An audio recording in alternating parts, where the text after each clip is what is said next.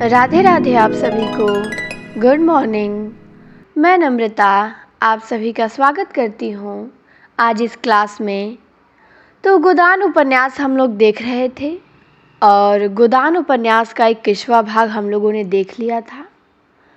21वां में गोबर चला जाता है और झुनिया को लेके शहर और अपने माँ बाप से कुछ उसकी लड़ाई झगड़ा भी होता है।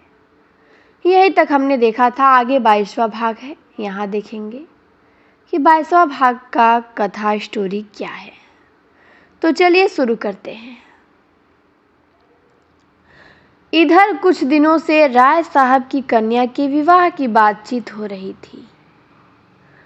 उसके साथ ही इलेक्शन भी सिर पर आ पहुंचा था, मगर इन सबों से आवश्यक उन्हें दीवानी में एक मुकदमा दायर करना था, जिसकी कोर्ट फीस ही 50,000 होती थी, ऊपर के खर्च अलग।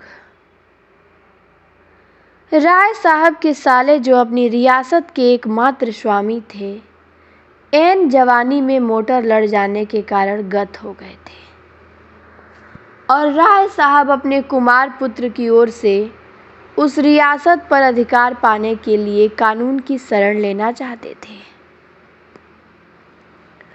उनके चचेरे सालों ने रियासत पर कब्जा जमा लिया था और राय साहब को उसमें कोई हिस्सा देने पर तैयार न थे।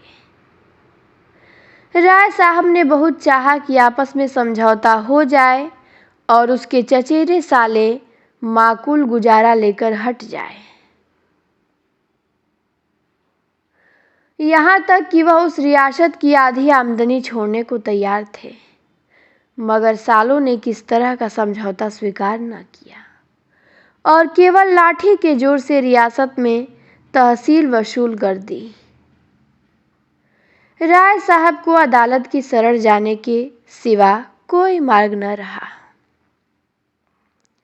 मुकदमे में लाखों का खर्च था, मगर रियासत भी 20 लाख से कम की जायदाद न थी।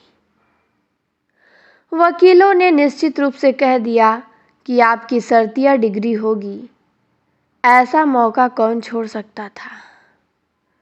मुश्किल यही थी कि यह तीनों काम एक साथ आ पड़े थे, उन्हें किसी तरह टाला न जा सकता था। कन्या की अवस्था 18 वर्ष की हो गई थी और केवल हाथ में रुपए न रहने के कारण अब तक उसका विवाह टलता जाता था। खर्च का अनुमान 1 लाख का था। जिसके पास जाते वही बड़ा समूह खोलता, मगर हाल में एक बड़ा अच्छा अवसर आ गया था। कुंवर दिग्विजय सिंह की पत्नी यक्षमा की भेंट हो चुकी थी और कुंवर साहब अपने उजड़े घर को जल्द से जल्द बसा लेना चाहते थे। सौदा भी वारे से तय हो गया और कहीं शिकार हाथ से निकल न जाए, इसीलिए इसी लगन में विवाह होना परमावश्यक हो गया। कुंवर साहब तो दुर्वास नाव के भंडार थे। शराब, गांजा, अफीम, मदक, चरस, ऐसा कोई नशा न था जो वह न करते थे। और अय्यासी तो रईस की शोभा है। वह रईस ही क्या जो अय्याश न हो। धन का उपयोग और किया ही कैसे जाए। मगर इन सब दुर्गुणों के होते हुए भी वह ऐसे प्रतिभावान थे कि अच्छे अच्छे विद्वान उनका लोहा मानते थे। संगीत, नाट्यकला, हस्तरेखा, ज्योतिष, योग, लाठी, कुश्ती, निशानेबाजी आदि कलाओं में अपना जोड़ न रखते थे। इसके साथ ही बड़े दबंग और निर्भीक थे। राष्ट्रीय आंदोलन में दिल खोलकर सहयोग देते थे। हाँ, गुप्त रूप से। अधिकारियों से यह बात छिपी न थी। फिर भी उनकी बड़ी प्रतिष्ठा थी और साल में 1-2 बार गवर्नर साहब भी उनके मेहमान हो जाते थे। और अभी उनकी अवस्था 30-32 से अधिक न थी और स्वास्थ्य तो ऐसा था कि अकेले एक बकरा खा के हजम कर डालते थे। राय साहब ने समझा कि बिल्ली के भागो छीका टूटा। अभी कुंवर साहब सोडसी से निवृत्त भी न हुए थे कि राय साहब ने बातचीत शुरू कर दी। कुंवर साहब के लिए विवाह केवल अपना प्रभाव और शक्ति बढ़ाने का साधन था। राय साहब काउंसिल के मेंबर थे, यो भी प्रभावशाली थे। राष्ट्रीय संग्राम में अपने त्याग का परिचय दे के श्रद्धा के पात्र भी बन चुके थे। शादी तय होने में कोई बाधा न हो सकती थी और वह तय हो गई। अब रही बात इलेक्शन की, तो यह सोने की हंसिया थी जिसे न उगलते बनता था न निगलते। अब तक वह 2 बार निर्वाचित हो चुके थे और दोनों ही बार उन पर 1-1 लाख की चपत पड़ी थी। मगर अब की एक राजा साहब उसी इलाके से खड़े हो गए थे और डंके की चोट पर ऐलान कर दिया था कि चाहे हर एक वोटर को 1-1 हज़ार ही क्यों ना देना पड़े, चाहे 50 लाख की रियासत मिट्टी में मिल जाए, मगर राय अमरपाल सिंह को काउंसिल में न जाने दूंगा। और उन्हें अधिकारियों ने अपनी सहायता का आश्वासन भी दे दिया था। राय साहब विचारशील थे, अपना नफा नुकसान समझते थे, मगर राजपूत थे और पोतड़ों के रईस थे। वह चुनौती पाकर मैदान से कैसे हट जाएं? यो उनसे राजा सूर्य प्रताप सिंह ने आकर कहा होता, भाई साहब आप तो 2 बार काउंसिल में जा चुके, अब की मुझे जाने दीजिए, तो शायद राय साहब ने उनका स्वागत किया होता। काउंसिल का मोह अब उन्हें न था, लेकिन इस चुनौती के सामने ताल ठोकने की सिवा और कोई राह न थी। एक मसलहत और भी था। मिस्टर तनखा ने उन्हें विश्वास दिलाया था कि आप खड़े हो जाएं, पीछे राजा साहब से 1 लाख की थैली लेकर बैठ जाइएगा। उन्होंने यहाँ तक कहा था कि राजा साहब राय साहब को परास्त करने का गौरव नहीं छोड़ना चाहते, और इसका मुख्य कारण था राय साहब की लड़की की शादी कुंवर साहब से ठीक होना। 2 प्रभावशाली घरानों का संयोग वह अपनी प्रतिष्ठा के लिए हानिकारक समझते थे। उधर राय साहब को ससुराली जायदाद मिलने की भी आशा थी। राजा साहब के पहलू में यह कांटा भी बुरी तरह खटक रहा था। कहीं वह जायदाद उन्हें मिल गई और कानून राय साहब के पक्ष में था ही, तब तो राजा साहब का एक प्रतिद्वंदी और खड़ा हो जाएगा। इसीलिए उनका धर्म था कि राय साहब को कुचल डाले और उनकी प्रतिष्ठा धूल में मिला दे। बेचारे राय साहब बड़े संकट में पड़ गए थे। उन्हें यह संदेह होने लगा था कि केवल अपना मतलब निकालने के लिए मिस्टर तनखा ने उन्हें धोखा दिया। यह खबर मिली थी कि अब राजा साहब के पैराकर हो गए हैं। यह राय साहब के घाव पर नमक था। उन्होंने कई बार तनखा को बुलाया था, मगर वह या तो घर पर न मिलते थे या आने का वादा करके भूल जाते थे। आखिर खुद उनसे मिलने का इरादा करके वह उनके पास जा पहुंचे।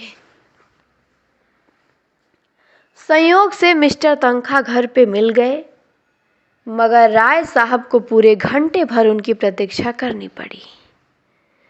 यह वही मिस्टर तनखा हैं जो राय साहब के द्वार पर एक बार रोज हाजिर दिया करते थे। आज इतना मिजाज हो गया है, जले बैठे थे। जो ही मिस्टर तनखा सजे सजाए मुंह में सिगार दबाए कमरे में आए और हाथ बढ़ाया कि राय साहब ने बम गोला छोड़ दिया।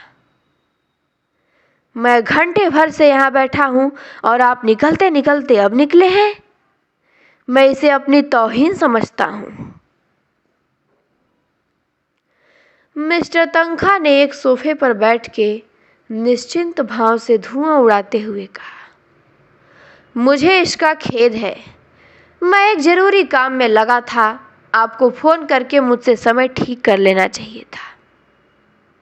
अब तो आग में घी पड़ गया, मगर राय साहब ने क्रोध को दबाया। वह लड़ने न आए थे, इस अपमान को पी जाने का ही अवसर था।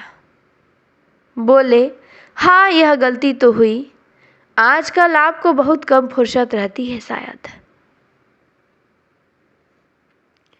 मिस्टर तनखा बोली, जी हाँ बहुत कम, वरना मैं अवश्य आता। राय साहब बोले, मैं उसी मामले के बारे में आपसे पूछने आया था।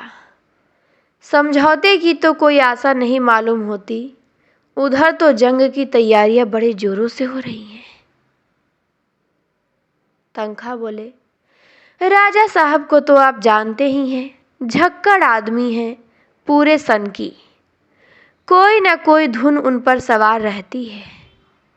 आजकल यही धुन है कि राय साहब को नीचा दिखा कर रहेंगे, और जब उन्हें एक धुन सवार हो जाती है तो फिर किसी की नहीं सुनते, चाहे कितना ही नुकसान उठाना पड़े। कोई 40 लाख का बोझ सिर पर है, फिर भी वही दमखम है, वही अलल्ले तलल्ले खर्च है। पैसे को तो वे कुछ समझते ही नहीं। नौकरों का वेतन 6-6 महीने से बाकी पड़ा हुआ है, मगर हीरा महल बन रहा है, संगमरमर का तो फर्श है। पच्चीकारी ऐसी हो रही है कि आंखें नहीं ठहरती। अफसरों के पास रोज डालियां जाती रहती हैं। सुना है कोई अंग्रेज मैनेजर रखने वाले हैं। तो राय साहब बोले, तो फिर आपने मुझसे ये कैसे कह दिया था कि आप कोई समझौता करा देंगे? तनखा बोले, देखिए मुझसे जो हो सकता था वह मैंने किया, इसके सिवा मैं और कर क्या सकता था। अगर कोई व्यक्ति अपने 2-4 लाख रुपए फूकने पर ही तुला हो तो मेरा क्या बस। राय साहब अपना क्रोध अब संभाल ना सके। बोले कि खासकर जब उन 2-4 लाख रुपए में 10-20 हजार रुपए आपके हत्थे चढ़ने की भी आशा हो। मिस्टर तनखा क्यों दबते? बोले, राय साहब सब साफ साफ न कहलवाइए। यहाँ न मैं सन्यासी हूँ न आप, हम सभी कुछ न कुछ कमाने ही निकले हैं। आँख के अंधों और गांठ के पुरों की तलाश आपको भी उतनी ही है जितनी मुझको। आपसे मैंने खड़े होने का प्रस्ताव किया, आप 1 लाख के लोभ से खड़े हो गए। अगर गोटी लाल हो जाती तो आज आप 1 लाख के स्वामी होते और बिना 1 पाई कर्ज लिए कुंवर साहब से संबंध भी हो जाता और मुकदमा भी दायर हो जाता। मगर आपके दुर्भाग्य से वह चाल पट पड़ गई। जब आप ही ठाठ पर रह गए तो मुझे क्या मिलता। आखिर मैंने झक मार के उनकी पूंछ पकड़ी। किसी न किसी तरह यह वैतरणी को पार करनी है। राय साहब को अब ऐसा आवेश आ रहा था कि इस दुष्ट को गोली मार दे। इसी बदमाश ने सब्ज बाग दिखाकर उन्हें खड़ा किया और अब अपनी सफाई दे रहा है। पीठ में धूल भी नहीं लगने देता, लेकिन परिस्थिति जबान बंद किए हुए थी। बोले, तो अब आपके किए कुछ नहीं हो सकता? मिस्टर तनखा बोले, ऐसा ही समझिए। राय साहब बोले, मैं 50,000 पे भी समझौता करने को तैयार हूँ। मिस्टर तनखा बोले कि राजा साहब किसी तरह न मानेंगे। राय साहब बोले, 25,000 पर तो मान जाएंगे। तनखा बोले, कोई आशा नहीं, वह साफ साफ कह चुके हैं। तो राय साहब कहते हैं कि वह कह चुके हैं या आप कह रहे हैं? तनखा बोलते हैं, अच्छा आप मुझे झूठा समझते हैं? राय साहब ने विनम्र स्वर में कहा, मैं आपको झूठा नहीं समझता, लेकिन इतना जरूर समझता हूं कि आप चाहते तो मामला तय हो जाता। तो मिस्टर तनखा कहते हैं कि तो आपका ख्याल है कि मैंने समझौता नहीं होने दिया? तो राय साहब कहते हैं कि नहीं, मेरा मतलब ये नहीं था, मैं तो इतना ही कहना चाहता हूँ कि आप चाहते तो काम हो जाता और मैं इस झमेले में न पड़ता।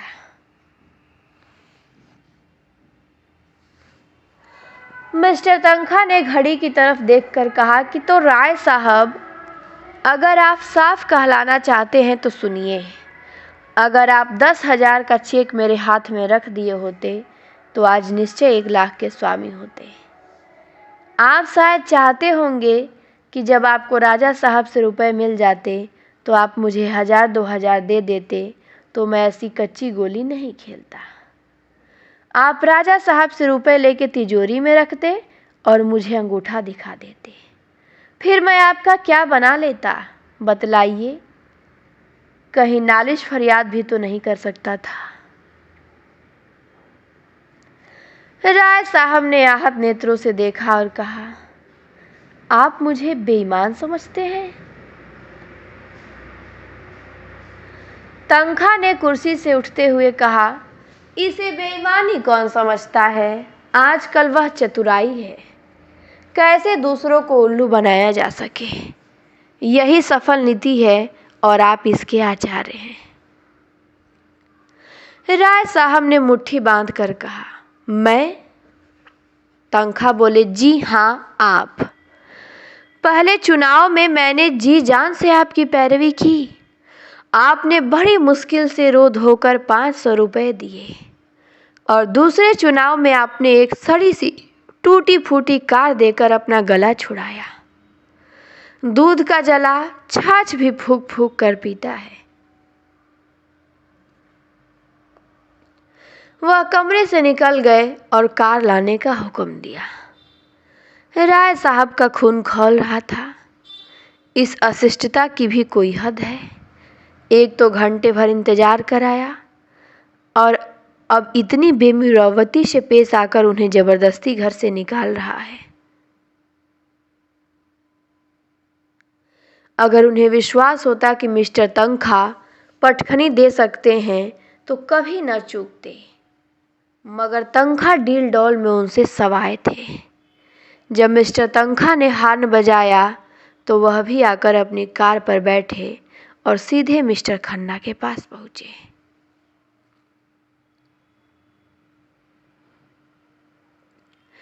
9 बज रहे थे मगर खन्ना साहब अभी तक मीठी नींद का आनंद ले रहे थे।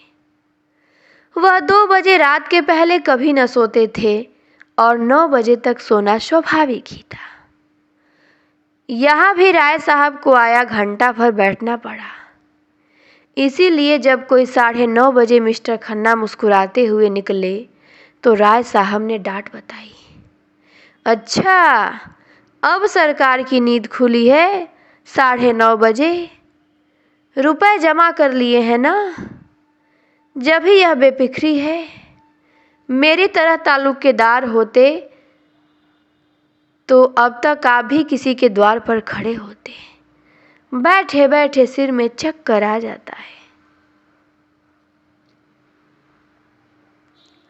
मिस्टर खन्ना ने सिगरेट केस उनकी तरफ बढ़ाते हुए प्रसन्न मुख से कहा कि रात सोने में बड़ी देर हो गई।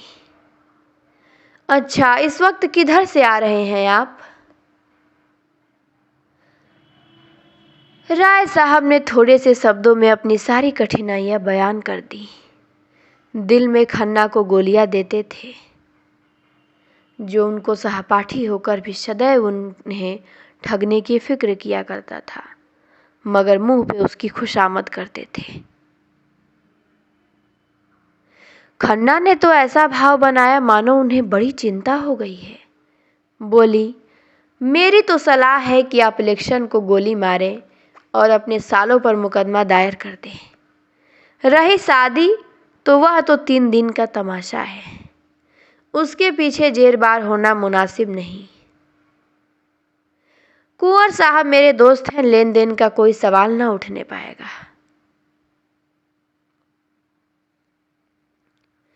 राय साहब ने व्यंग करके कहा, आप यह भूल जाते हैं मिस्टर खन्ना कि मैं बैकर नहीं ताल्लुकेदार हूँ। कुंवर साहब दहेज नहीं मांगते, उन्हें ईश्वर ने सब कुछ दिया है। लेकिन आप जानते हैं कि यह मेरी अकेली लड़की है और उसकी माँ मर चुकी है। वह आज जिंदा होती तो शायद सारा घर लुटाकर भी उसे संतोष न होता।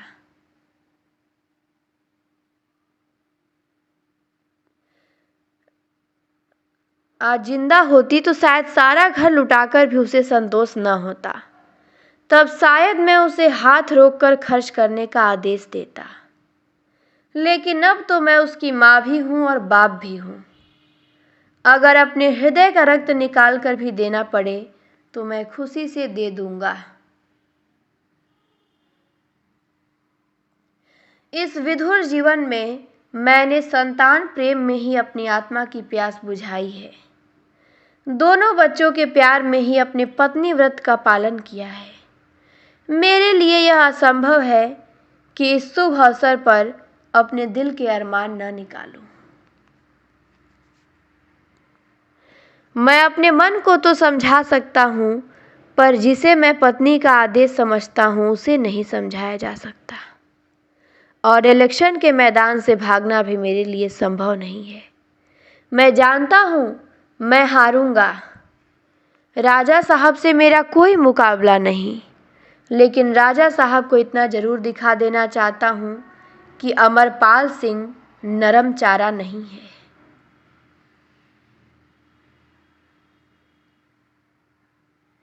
और मुकदमा दायर करना तो आवश्यक है ही। उसी पर तो सारा दारोमदार है। अब आप बतलाइए, आप मेरी क्या मदद कर सकते हैं?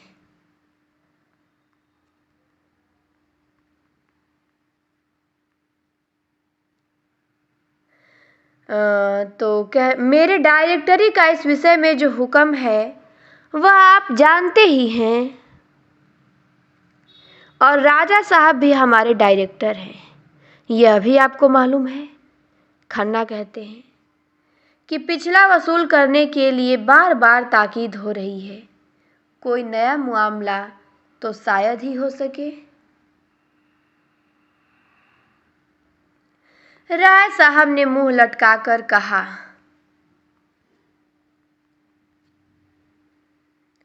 आप तो मेरा डोंगा ही डुबोए देते हैं मिस्टर खन्ना। तो खन्ना कहते हैं कि मेरे पास जो कुछ निज का है वह आपका है, लेकिन बहन के मामले में तो मुझे अपने स्वामियों के आदेशों को मानना ही पड़ेगा। तो राय साहब कहते हैं कि अगर यह जायदाद हाथ आ गई, और मुझे इसकी पूरी आशा है कि आएगी ही, तो आपका पाई पाई अदा कर दूंगा। तो राय साहब कहते हैं, खन्ना कहते हैं कि आप बतला सकते हैं कि इस वक्त आप कितने पानी में हैं? राय साहब ने हिचकते हुए कहा, 5 लाख 6 लाख समझिए, कुछ कम ही होंगे। खन्ना ने अविश्वास के भाव से कहा, या तो आपको याद नहीं है या आप छिपा रहे हैं। राय साहब ने जोर देकर कहा, जी नहीं, मैं न भूला हूँ और न छिपा रहा हूँ। मेरी जायदाद इस वक्त कम से कम 50 लाख की है और ससुराल की जायदाद भी इससे कम नहीं है। मेरी इतनी जायदाद पर 10-5 लाख का बोझ कुछ नहीं के बराबर है। तो फिर खन्ना कहते हैं कि लेकिन आप ये कैसे कह सकते हैं कि ससुराली जायदाद पर भी कर्ज नहीं है? राय साहब कहते हैं कि जहां तक मुझे मालूम है वह जायदाद बेदाग है। तो खन्ना कहते हैं कि और मुझे तो यह सूचना मिली है कि उस जायदाद पर 10 लाख से कम का भार नहीं है। उस जायदाद पर तो अब कुछ मिलने से रहा, और आपकी जायदाद पर भी मेरे ख्याल में 10 लाख से कम देना नहीं है। और वह जायदाद अब 50 लाख की नहीं, मुश्किल से 25 लाख की है। इस दशा में कोई बैंक आपको कर्ज नहीं दे सकता। यूँ समझ लीजिए कि आप ज्वालामुखी के मुख पर खड़े हैं। एक हल्की सी ठोकर आपको पाताल में पहुंचा सकती है। आपको इस मौके पर बहुत संभल कर चलना चाहिए। राय साहब ने उनका हाथ अपनी तरफ खींचकर कहा, यह सब मैं खूब समझता हूँ मित्रवर, लेकिन जीवन की ट्रेजेडी और इसके सिवा क्या है कि आपकी आत्मा जो काम करना नहीं चाहती वही आपको करना पड़े। आपको इस मौके पर मेरे लिए कम से कम 2 लाख का इंतजाम करना पड़ेगा। खन्ना ने लंबी सांस लेकर कहा, माय गॉड, 2 लाख? असंभव, बिल्कुल असंभव। राय साहब बोले, मैं तुम्हारे द्वार पे सर पटक के प्राण दे दूंगा खन्ना। इतना समझ लो, मैंने तुम्हारे ही भरोसे यह सारे प्रोग्राम बांधे हैं। अगर तुमने निराश कर दिया तो शायद मुझे जहर खा लेना पड़े। मैं सूर्य प्रताप सिंह के सामने घुटने नहीं टेक सकता। कन्या का विवाह अभी 2-4 महीने टल सकता है। मुकदमा दायर करने के लिए अभी काफ़ी वक्त है, लेकिन यह इलेक्शन सिर पर आ गया है और मुझे सबसे बड़ी फिक्र यही है। खन्ना ने चकित होकर कहा, तो आप इलेक्शन में 2 लाख लगा देंगे? राय साहब ने कहा, इलेक्शन का सवाल नहीं है भाई, यह इज्जत का सवाल है। क्या आपकी राय में मेरी इज्जत 2 लाख की भी नहीं? मेरी सारी रियासत बिक जाए गम नहीं, मगर सूर्य प्रताप सिंह को मैं आसानी से विजय न पाने दूंगा। खन्ना ने 1 मिनट तक धुआं निकालने के बाद कहा कि बैंक की जो स्थिति है वह आपके सामने रख दी मैंने।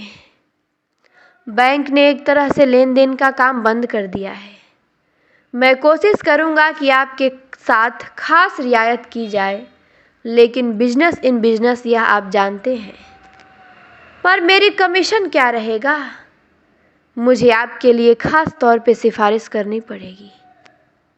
राजा साहब का अन्य डायरेक्टरों पर कितना प्रभाव है यह भी आप जानते हैं।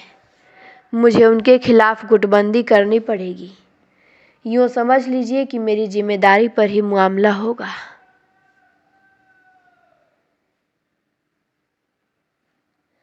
राय साहब का मुंह गिर गया। खन्ना उनके अतरंग मित्रों में थे, साथ के पढ़े हुए, साथ के बैठने वाले, और यह उनसे कमीशन की आशा रखते हैं। इतने बेमुरव्वती।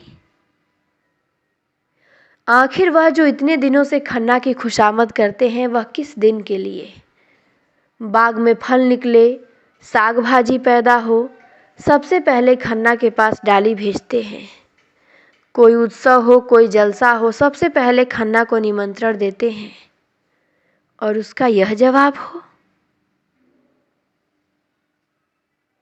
उदास मन से बोले, आपकी जो इच्छा हो, लेकिन मैं आपको तो अपना भाई समझता था।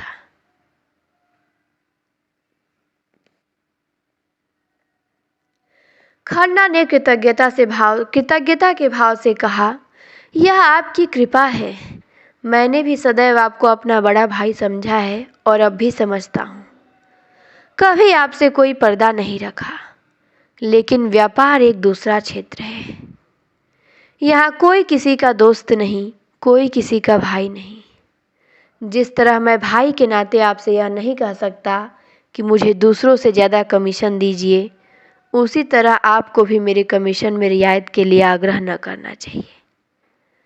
मैं आपको विश्वास दिलाता हूँ कि मैं जितनी रियायत आपके साथ कर सकता हूँ उतनी करूँगा। कल आप दफ्तर के वक्त आएं और लिखा पढ़ी कर लें, बस बिजनेस खत्म। अच्छा, आपने कुछ और सुना? बात बदलते हैं। कहते हैं, मेहता साहब आजकल मालती पर रीझे हुए हैं। सारी फिलॉसफी निकल गई। दिन में 1-2 बार जरूर हाजिरी दे आते हैं और शाम को अक्सर दोनों साथ साथ सैर करने निकलते हैं। यह तो मेरी ही शान थी कि कभी मालती के द्वार पे सलामी करने न गया। शायद अब उसी की कसर निकाल रही है। कहाँ तो यह हाल था कि जो कुछ है मिस्टर खन्ना है, कोई काम होता तो खन्ना के पास दौड़ी आती, जब रुपयों की जरूरत पड़ती तो खन्ना के नाम पुर्जा आता, और कहाँ अब मुझे देखकर मुंह फेर लेती है। मैंने खास उन्हीं के लिए फ्रांस से एक घड़ी मंगवाई थी, बड़े शौक से लेकर गया मगर नहीं ली। अभी कल मेवों की डाली भेजी थी, कश्मीर से मंगवाए थे, वापस कर दी। मुझे तो आश्चर्य होता है कि आदमी कैसे इतनी जल्दी जल्दी बदल जाता है।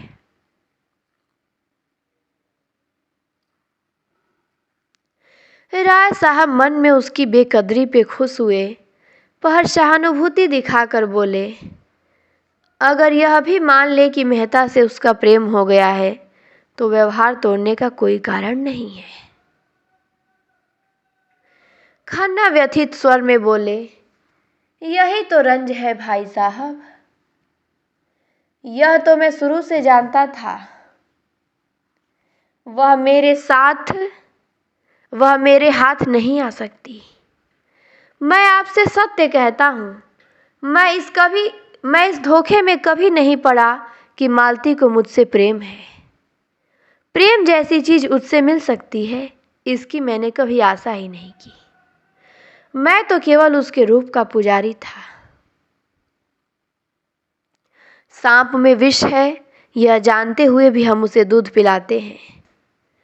तोते से ज्यादा निठुर जीव और कौन होगा, लेकिन उसके रूप और वाणी पर मुग्ध होकर लोग उसे पालते हैं और सोने के पिंजरे में रखते हैं।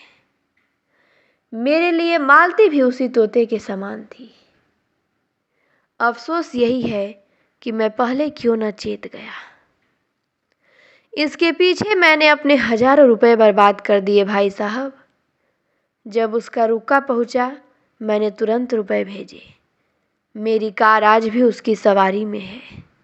उसके पीछे मैंने अपना घर चौपट कर दिया भाई साहब। हृदय में जितना रस था वह ऊसर की ओर इतना वेग से दौड़ा कि दूसरी तरफ का उद्यान बिल्कुल सूखा रह गया। बरसों हो गए मैंने गोविंदी से दिल खोलकर बात भी नहीं की। उसकी सेवा और स्नेह और त्याग से मुझे उसी तरह अरुचि हो गई थी जैसे अजीर्ण के रोगी को मोहन भोग से हो जाती है। मालती मुझे उसी तरह नचाती थी जैसे मदारी बंदर को नचाता है, और मैं खुशी से नाचता था। वह मेरा अपमान करती थी, मैं खुशी से हंसता था। वह मुझ पर शासन करती थी, मैं सिर झुकाता था। उसने मुझे कभी मुंह नहीं लगाया, यह मैं स्वीकार करता हूँ। उसने मुझे कभी प्रोत्साहन नहीं दिया, यह भी सत्य है। फिर भी मैं पतंग की भांति उसके मुख दीप पर प्राण देता था, और अब वह मुझसे शिष्टाचार का व्यवहार भी नहीं कर सकती। लेकिन भाई साहब, मैं कह देता हूँ कि खन्ना चुप बैठने वाला आदमी नहीं है। उसके पुर्जे मेरे पास सुरक्षित हैं। मैं उससे एक एक पाई वसूल कर लूँगा, और डॉक्टर मेहता को तो मैं लखनऊ से निकाल कर दम लूँगा। उनका रहना यहाँ असंभव कर दूँगा।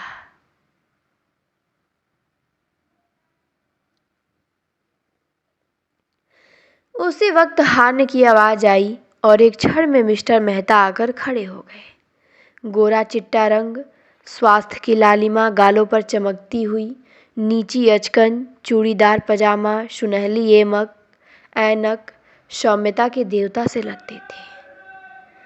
खन्ना ने उठकर हाथ हिलाया। आइए मिस्टर मेहता, आइए, आप ही का जिक्र हो रहा था। खन मेहता ने दोनों सज्जनों से हाथ मिलाकर कहा, बड़ी अच्छी साइट में घर से चला था कि आप दोनों साहबों से एक जगह भेंट हो गई। आपने शायद पत्रों में देखा होगा, यहाँ महिलाओं के लिए एक व्यायामशाला का आयोजन हो रहा है। मिस मालती उस कमेटी की सभानेत्री हैं। अनुमान किया गया है कि साल में 2 लाख रुपए लगेंगे। नगर में उसकी कितनी ज़रूरत है यह आप लोग मुझसे ज़्यादा जानते हैं। मैं चाहता हूँ आप दोनों साहबों का नाम सबसे ऊपर हो।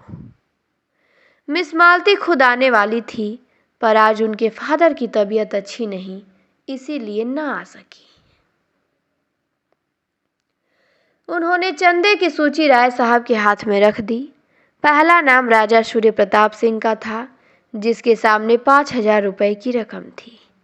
उसके बाद कुंवर दिग्विजय सिंह के 3,000 रुपये, और इसके बाद कई रकमें इतनी ऐसे कुछ कम थी।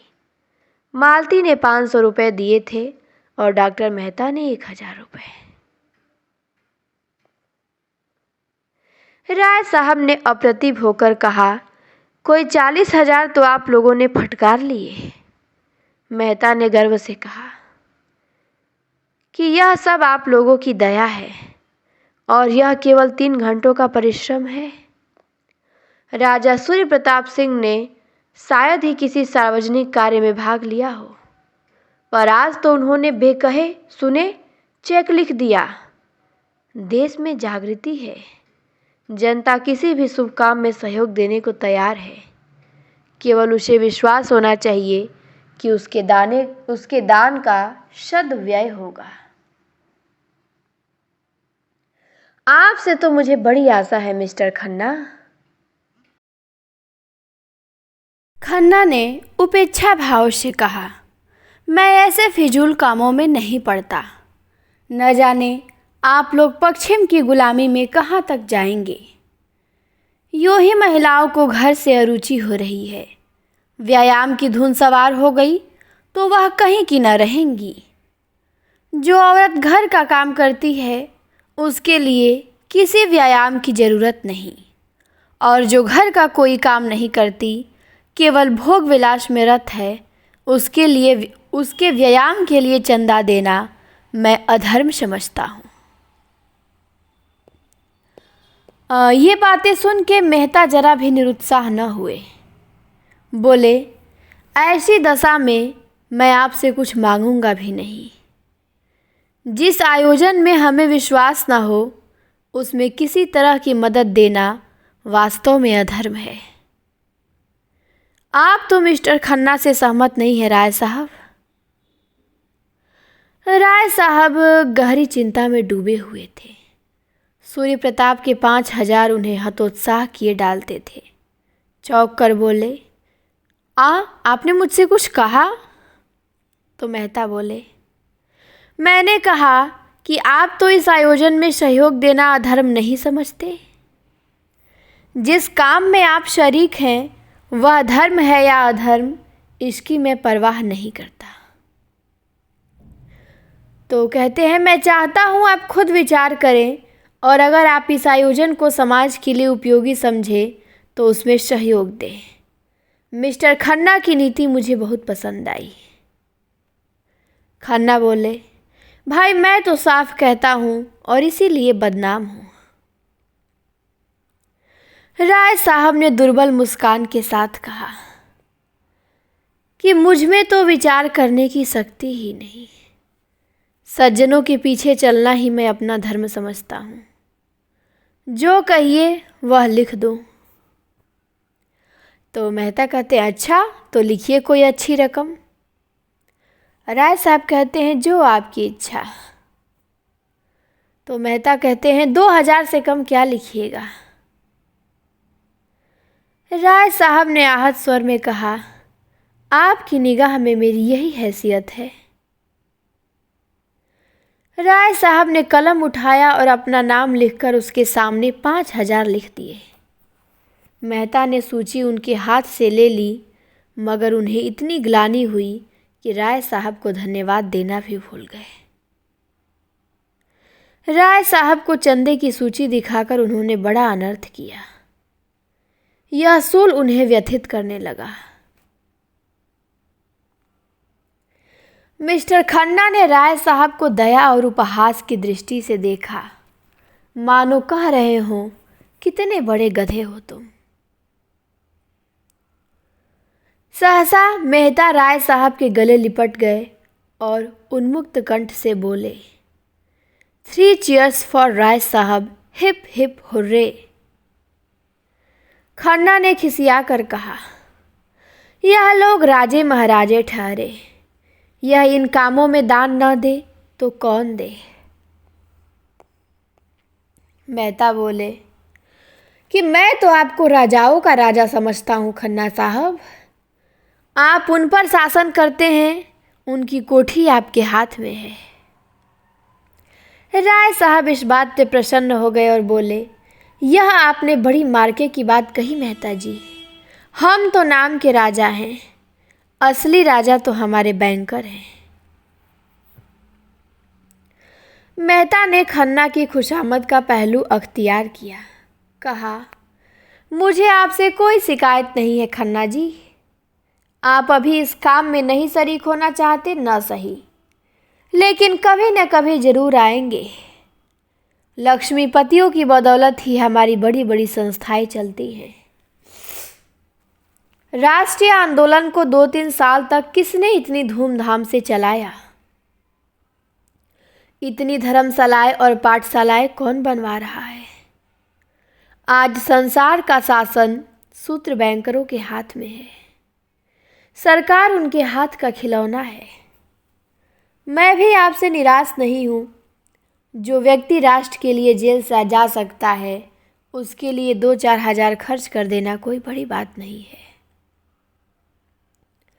हमने तय किया है कि इस साला का बुनियादी पत्थर गोविंदी देवी के हाथों रखा जाएगा। हम दोनों शीघ्र ही गवर्नर साहब से भी मिलेंगे और मुझे विश्वास है हमें उनकी सहायता मिल जाएगी। लेडी विल्सन को महिला आंदोलन से कितना प्रेम है आप जानते ही हैं। राजा साहब की और अन्य सज्जनों की भी राय थी कि लेडी विल्सन से ही बुनियादी रखवाई जाए, लेकिन अंत में यह निश्चय हुआ कि शुभ कार्य किसी अपनी बहन के हाथों होना चाहिए। आप कम से कम इस अवसर पे तो जरूर आएंगे।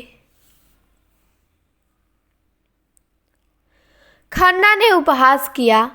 हाँ, जब लॉर्ड विल्सन आएंगे तो मेरा पहुंचना जरूरी है। इस तरह से बहुत से रईसों को फांस लेंगे। आप लोगों को लटके खूब सूझे हैं और हमारे रईस भी हैं इसी लायक। उन्हें उल्लू बनाकर ही मुंडा जा सकता है। फिर कहते हैं कि जब धन जरूरत से ज़्यादा हो जाता है तो अपने लिए निकास का मार्ग खोजता है। यो ना निकल पाएगा तो जुए में जाएगा, घुड़दौड़ में जाएगा, ईंट पत्थर में जाएगा या अय्याशी में जाएगा। 11 का अमल था। खन्ना साहब के दफ्तर का समय आ गया। मेहता चले गए। राय साहब भी उठे कि खन्ना ने उनका हाथ पकड़कर बैठा लिया। नहीं, आप जरा बैठिए। आप देख रहे हैं, मेहता ने मुझे इस बुरी तरह फांसा है कि निकलने का कोई रास्ता ही नहीं। गोविंदी से बुनियाद का पत्थर रखवाएंगे और ऐसी दशा में मेरा अलग रहना हास्यास्पद है या नहीं? और गोविंदी कैसे राजी हो गई मेरी समझ में नहीं आता, और मालती ने कैसे उसे सहन कर लिया यह समझना और भी कठिन है। आपका क्या ख्याल है, इसमें कोई रहस्य है या नहीं है?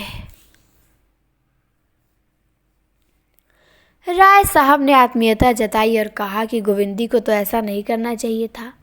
ऐसे मामले में स्त्री को हमेशा पुरुष से सलाह ले लेनी चाहिए।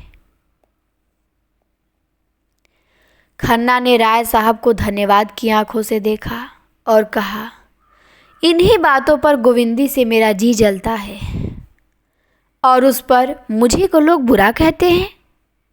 आप ही सोचिए, मुझे इन झगड़ों से क्या मतलब? इनमें तो वह पड़े जिसके पास फालतू रुपए हो, फालतू समय हो और नाम की हवस हो। होना यही है कि 2-4 महाशय सेक्रेटरी और अंडर सेक्रेटरी और प्रधान और उप प्रधान बनकर अफसरों को दावतें देंगे, उनके कृपा पात्र बनेंगे और यूनिवर्सिटी की छोकरियों को जमा करके विहार करेंगे।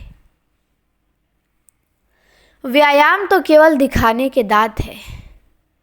ऐसी संस्था में हमेशा यही होता है और यही होगा।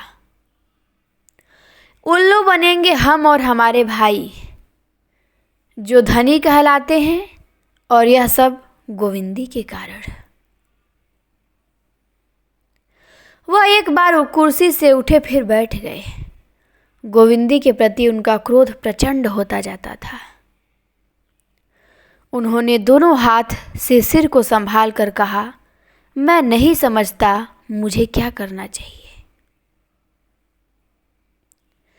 राय साहब ने ठकुर सुहाती की कहा, कुछ नहीं, आप गोविंदी देवी से साफ कह दें कि तुम मेहता को इंकारी खत लिख दो। छुट्टी हुई। मैं तो लाख डांट में फंस गया, आप क्यों फंसे? खन्ना ने एक क्षण इस प्रस्ताव पर विचार करके कहा, लेकिन सोचिए कितना मुश्किल काम है।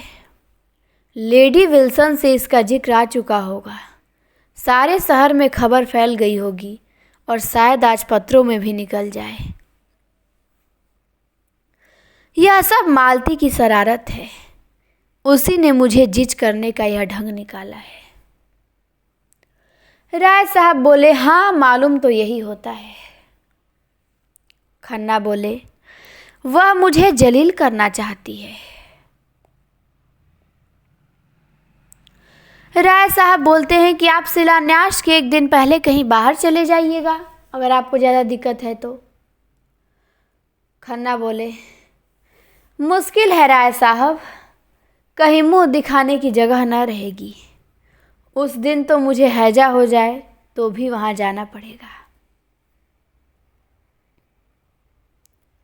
राय साहब आशा बांधे हुए कल आने का वादा करके जो ही निकले कि खन्ना ने अंदर जाकर गोविंदी को आड़े हाथों लिया। पूछा, तुमने इस व्यायामशाला की नींव रखना क्यों स्वीकार किया?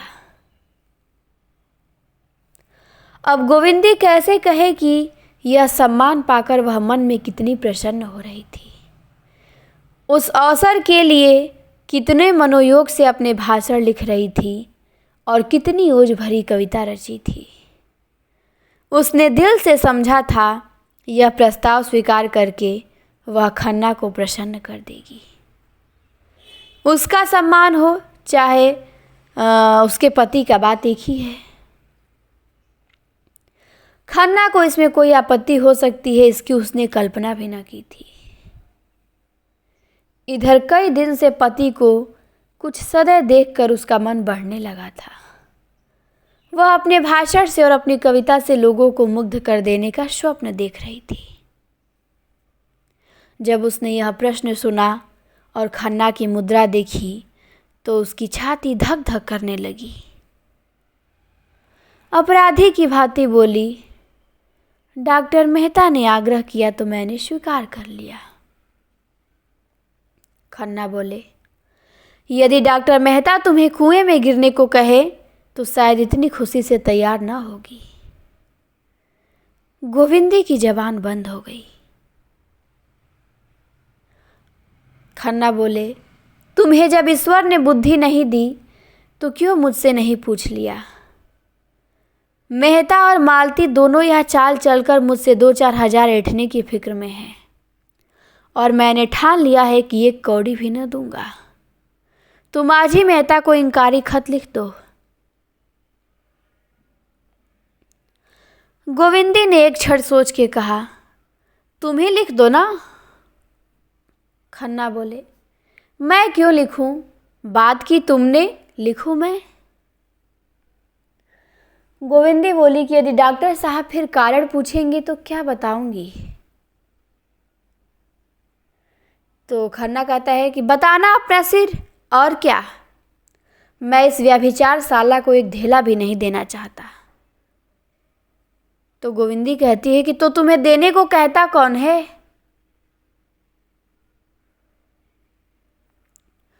खन्ना ने ओठ चबाकर कहा, कैसी बेसमझी की बातें करती हो? तुम वहां नींव रखोगी और कुछ दोगी नहीं तो संसार क्या कहेगा? गोविंदी ने जैसे संगीन की नोक पर कहा, अच्छी बात है, लिख दूंगी। खन्ना कहते हैं, आज ही लिखना होगा। गोविंदी कहती है, कह तो दिया, लिखूंगी। खन्ना बाहर आए और डाक देखने लगे। उन्हें दफ्तर जाने में देर हो जाती थी तो चपरासी घर पर ही डाक दे जाता था। शक्कर तेज हो गई, खन्ना का चेहरा खिल उठा। दूसरी चिट्ठी खोली। ऊख की दर नियत करने के लिए जो कमेटी बैठी थी उसने तय कर लिया कि ऐसा नियंत्रण नहीं किया जा सकता। धत तेरी की, वह पहले यही बात कर रहे थे। इस पर अग्निहोत्री ने गुल मचाकर जबरदस्ती कमेटी बैठाई। आखिर बच्चा के मुंह पर थप्पड़ लगा। यह मिल वालों और किसानों के बीच का मामला है, सरकार इसमें दखल देने वाली कौन? सहसा मिस मालती कार से उतरी। अब मिस मालती आती हैं उसके घर। कमल की भांति खिली, दीपक की भांति दमकती, स्फूर्ति और उल्लास की प्रतिमा सी, निशंक निर्द्वंद, मानो उसे विश्वास है कि संसार में उसके लिए आदर और सुख का द्वार खुला हुआ है। खन्ना ने बरामदे में आकर अभिवादन किया। मालती ने पूछा, क्या मेहता यहाँ आए थे? तो खन्ना बोले, हाँ आए तो थे। तो मालती पूछी कि उन्होंने कुछ बताया कहाँ जा रहे हैं? खन्ना बोले कि यह तो कुछ नहीं कहा। तो मालती कहती है, जाने कहाँ डुबकी लगा गए, मैं चारों तरफ घूम आई। अच्छा, आपने व्यायामशाला के लिए कितने रुपए दिए? खन्ना ने अपराधी स्वर में कहा, मैं इस मामले को समझा ही नहीं। मालती ने बड़ी बड़ी आंखों से तरेरा, मानो सोच रही हो कि उन पर दया करे या रोष। इसमें समझने की बात क्या थी? मालती कहती है कि इसमें समझने की बात क्या थी, और समझ लेते आगे पीछे। इस वक्त तो कुछ देने की बात थी। मैंने मेहता को ठेल कर यहाँ भेजा था। बेचारे डर रहे थे कि आप ना जाने क्या जवाब दे। आपकी इस कंजूसी का फल क्या होगा आप जानते हैं? यहाँ के व्यापारी समाज से कुछ न मिलेगा। आपने शायद मुझे अपमानित करने का निश्चय कर लिया है। सबकी सलाह थी कि लेडी विल्सन बुनियाद रखे। मैंने गोविंदी देवी का पक्ष लिया और लड़कर सबको राजी किया। और अब आप फरमाते हैं आपने इस मामले को समझा ही नहीं। आप बैंकिंग की गुत्थियाँ समझते हैं, पर इतनी मोटी बात आपकी समझ में न आई। इसका अर्थ इसके सिवा कुछ नहीं कि तुम मुझे लज्जित करना चाहते हो। अच्छी बात है, यही सही। मालती का मुख लाल हो गया। खन्ना घबराए, हेकड़ी जाती रही, पर इसके साथ ही उन्हें यह भी मालूम हुआ कि अगर वह कांटों में फंस गए हैं तो मालती दलदल में फंस गई है। अगर उनकी थैलियों पर संकट आ पड़ा है तो मालती की प्रतिष्ठा पर संकट आ पड़ा है, जो थैलियों से ज़्यादा मूल्यवान है। तब उनका मन मालती की दुर्वस्था का आनंद क्यों ना उठाए। उन्होंने मालती को अर्दब में डाल दिया था, और यद्यपि वह उसे रुष्ट कर देने का साहस खो चुके थे, पर दो चार खरी खरी बातें कह सुनाने का अवसर पाके छोड़ना न चाहते थे। यह भी दिखा देना चाहते थे कि मैं निरा भोदू नहीं हूँ। उसका रास्ता रोक कर बोले, तुम मुझ पर इतनी कृपालु हो गई, इस पर मुझे आश्चर्य हो रहा है मालती। मालती ने भौहें सिकोड़ कर कहा, मैं इसका आशय नहीं समझी। खन्ना बोले, क्या मेरे साथ तुम्हारा वही बर्ताव है जो कुछ दिन पहले था? मालती बोली, मैं तो उसमें कोई अंतर नहीं देखती। खन्ना बोले, लेकिन मैं तो आकाश पाताल का अंतर देखता हूँ। तो मालती बोली कि अच्छा, मान लो तुम्हारा अनुमान ठीक है, तो फिर मैं तुमसे एक शुभ कार्य में सहायता मांगने आई हूँ या अपने व्यवहार की परीक्षा देने आई हूँ। और अगर तुम समझते हो कुछ चंदा देकर तुम यश और धन्यवाद के सिवा और कुछ पा सकते हो, तो तुम भ्रम में हो। खन्ना परास्त हो गए। वह ऐसे संकरे कोने में फंस गए थे जहां इधर उधर हिलने का स्थान भी न था। क्या वह उससे यह कहने का साहस रखते हैं कि मैंने अब तक तुम्हारे ऊपर हजारों रुपए लुटा दिए, क्या उसका यही पुरस्कार है? लज्जा से उनका मुंह छोटा सा निकल आया, जैसे सिकुड़ गया हो। झेपते हुए बोले, मेरा आशय यह न था मालती, तुम बिल्कुल गलत समझी।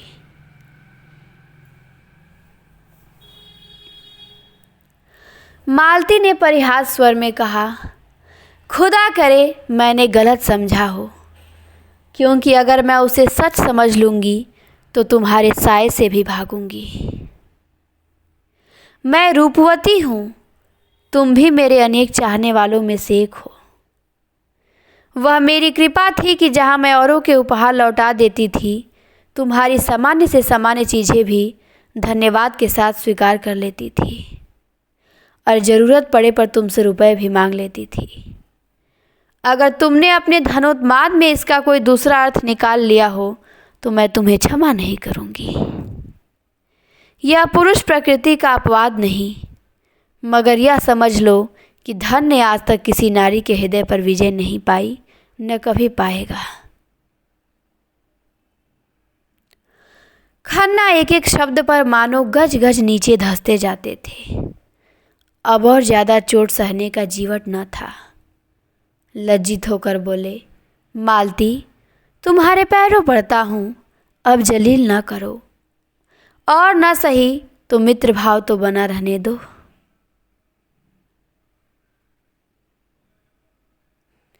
यह कहते हुए दराज से चेकबुक निकाली और 1000 लिखकर डरते डरते मालती की तरफ बढ़ाया।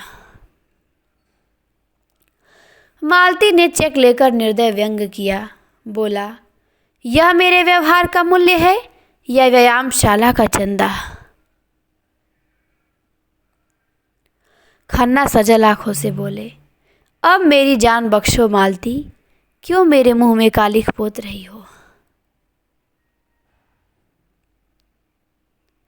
मालती ने जोर से कहा मारा, कहा, देखो, डांट भी लगाई और 1000 रुपये भी वसूल किए। अब तो तुम कभी ऐसी शरारत न करोगे? खन्ना बोले, कभी नहीं बाबा, जीते जी कभी नहीं। मालती बोली, कान पकड़ो। खन्ना बोले, कान पकड़ता हूँ, मगर अब दया करके जाओ और मुझे एकांत में बैठकर सोचने और रोने दो। तुमने आज मेरे जीवन का सारा आनंद। मालती और जोर से हंसी, बोली, देखो खन्ना, तुम मेरा बहुत अपमान कर रहे हो और तुम जानते हो रूप अपमान नहीं सह सकता। मैंने तो तुम्हारे साथ भलाई की और तुम उसे बुराई समझते हो। खन्ना विद्रोह भरी आंखों से देखकर बोले, तुमने मेरे साथ भलाई की है या उल्टी छुरी से मेरा गला रेता है? तो मालती बोली, क्यों, मैं तुम्हें लूट लूट कर अपना घर भर रही थी और तुम उस लूट से अब बच गए। खन्ना बोले, क्यों घाव पर नमक छिड़क रही हो मालती, मैं भी आदमी हूँ। मालती ने इस तरह खन्ना की ओर देखा, मानो निश्चय करना चाहती थी कि वह आदमी है या नहीं। कहती है कि अभी तो मुझे इसका कोई लक्षण नहीं दिखाई देता। खन्ना बोले मालती से, तुम बिल्कुल पहेली हो, आज यह साबित हो गया।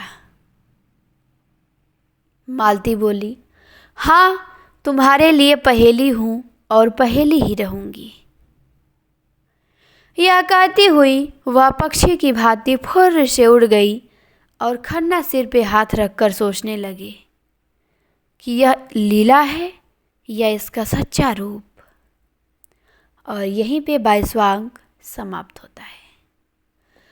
आगे आएगा अब हमारा 23वां अंक, जिसको हम अगली क्लास में देखेंगे। आज की क्लास में इतना ही। उम्मीद करते हैं क्लास आप सभी को अच्छी लगी होगी।